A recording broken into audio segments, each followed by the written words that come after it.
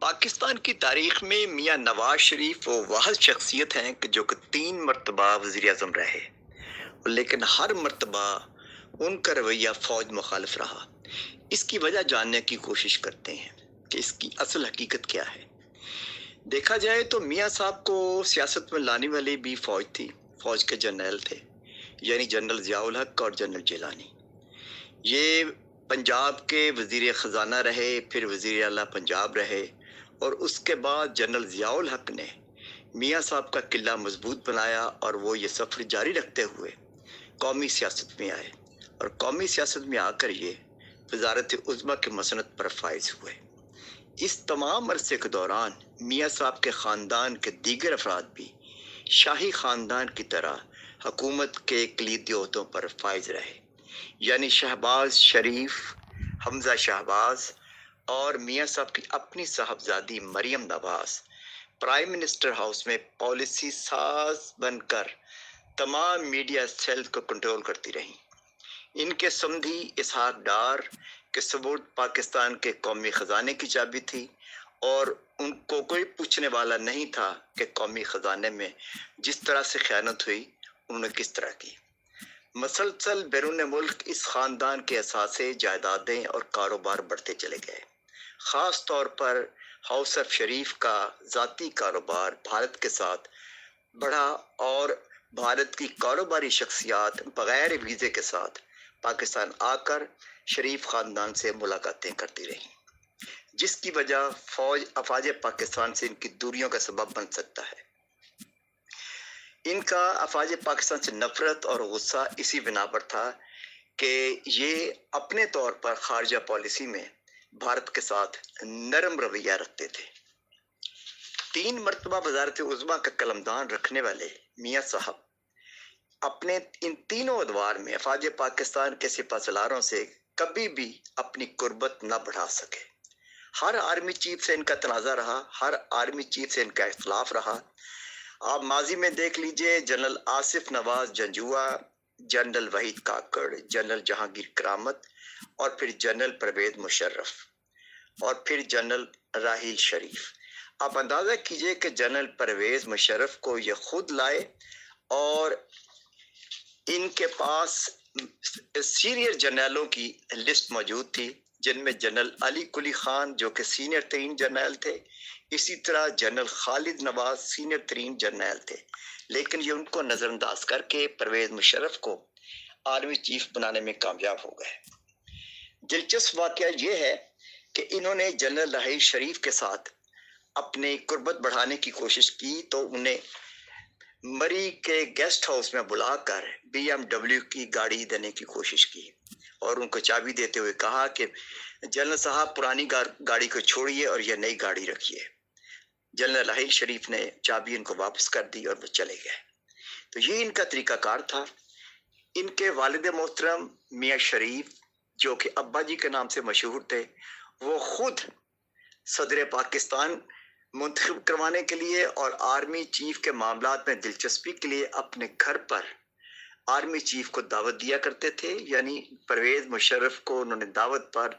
جاتی عمر میں بلایا اور کہا کہ آپ بھی میرے بیٹے ہیں، یہ دونوں میرے بیٹے ہیں، یعنی نواز شریف اور شہباز شریف، ان کے ساتھ بنا کے رکھیں، ان کے ساتھ پیار کر کے رکھیں، ان کے ساتھ مل کر چلیں۔ لیکن میاں صاحب نے کوشش پوری کی کہ افواج پاکستان کو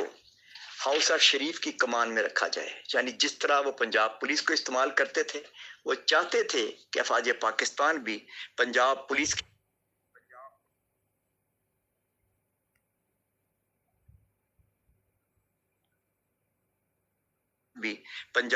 کی طرح ان کی کمان میں رہے اور یہ جو چاہے کروائیں، لیکن یہ ہو نہ سکا۔ اصل کوشش ان کی یہ تھی کہ افواج پاکستان پر ان کا مکمل کنٹرول ہو اور ہاؤس آف شریف اس کی کمان کرے۔ دوسری وجہ یہ ہو سکتی ہے کہ جب انہوں نے قومی اداروں پر اپنا کنٹرول مکمل کر لیا، بحال کر لیا، اور قومی خزانہ لوٹتے ہوئے وہ چاہتے تھے کہ کوئی انہیں پوچھ نہ سکے۔ تیسری بڑی وجہ یہ ہو سکتی ہے کہ بھارت کے ساتھ ان کے کاروباری روابط بڑھ رہے تھے، خاندانی سطح پر ان کے کاروبار کو فروغ مل رہا تھا اور بھارت کے ساتھ یہ سفارتی طور پر قومی وسائل استعمال کر کے اپنے بیٹے کے کاروبار کے لیے سرگرم رہے۔ بھارتی کاروباری شخصیات بغیر ویزے کے جاتی عمرہ آتی اور ان کے دعوتوں میں شریک ہوتی، جس کی مثال بھارتی وزیر اعظم نریندر مودی کا جاتی عمرہ آنا اور ان کی نجی تقریب میں شامل ہونا اور ان کے ساتھ رہا کے چیف کا ان کے ساتھ بیٹھنا۔ اور اس تقریب میں پاکستان کے کسی عسکری ادارے کا کوئی شخص موجود نہیں تھا اور نہ ہی وزارت خارجہ کا کوئی شخص اس میں موجود تھا۔ یہ وجہ بنی کہ افواج پاکستان سے ان کی دوریاں ہوئیں۔ میاں نواز شریف کا کمال دیکھیے کہ مودی کے ساتھ جاتی عمرہ پر دعوت میں یہ ٹائم گزارا اور اپنی والدہ سے مودی کو ملوایا، اور یہ کس قسم کا شعر تھا کہ جو افواج پاکستان کے معاملات کے سلسلے میں حساس امور کے اوپر جب افواج پاکستان سے قومی نوعیت کے حساس معاملات پر بریفنگ لیتا تھا تو وہاں پر یہ ملٹری میس کے سینڈوچ میں زیادہ دلچسپی لیتے تھے، حساس معاملوں میں دلچسپی ان کی کم ہوتی تھی۔ میاں نواز شریف بطور وزیر اعظم جتنا عرصہ بھی رہے، انہوں نے افواج پاکستان کے سپہ سالاروں کے ساتھ سازشوں کے ریکارڈ قائم کیے، کسی کو انہوں نے ڈیموٹ کیا، کسی کو پروموٹ کیا۔ اس کی مثال دیکھ لیجئے کہ جنرل مشرف کو ہٹا کر وہ جنرل ضیاء الدین بٹ کو آرمی چیف بنانا چاہتے تھے، لیکن اس میں ناکام ہوئے۔ افواج پاکستان میں دیکھیے کہ اس فوج کے اندر فیلڈ مارشل ایوب خان جیسے جرنیل پیدا ہوئے، اس کے بعد air marshal Asghar Khan, air marshal Nur Khan, جن لوگوں نے پاکستان کی ایئر لائن کو بنایا، پاکستان کی ایئر فورس کو بنایا۔ اسی طریقے سے فیلڈ مارشل ایوب خان کے دور میں ملک میں ریکارڈ سطح کی ترقی ہوئی، صنعتی اور معاشی ترقی کا سہرا انہی کے سر جاتا ہے، اور زراعت، صنعت اور ٹیکسٹائل کے شعبے میں ایوب خان کا دور ایک سنہرا دور تھا۔ آج کل آپ دیکھ لیجئے کہ ہمارے عسکری تجزیہ نگاروں میں جنرل امجد شعیب، جنرل اعجاز آوان، جنرل ہارون اسلم، جنرل خالد نعیم لودھی، جنرل غلام مصطفیٰ، اور اس کے علاوہ ایئر فورس کے ایئر مارشل ارشد چودھری اور ایئر مارشل شاہد لطیف اپنے دفاعی تجزیات اور مشاہدات کے لیے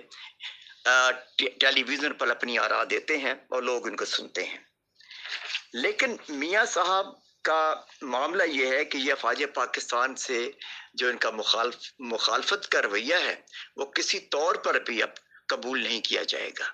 یہ وقت گزر چکا ہے، اب ان کو چاہیے کہ اپنی باقی ماندہ زندگی اللہ اللہ کر کے گزاریں۔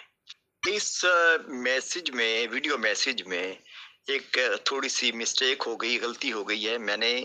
جنرل آصف نواز جنجوعہ کی بجائے جنرل راحیل شریف کا نام لے لیا ہے کہ جن کو میاں صاحب نے BMW کی گاڑی مری میں دی تھی۔ یہ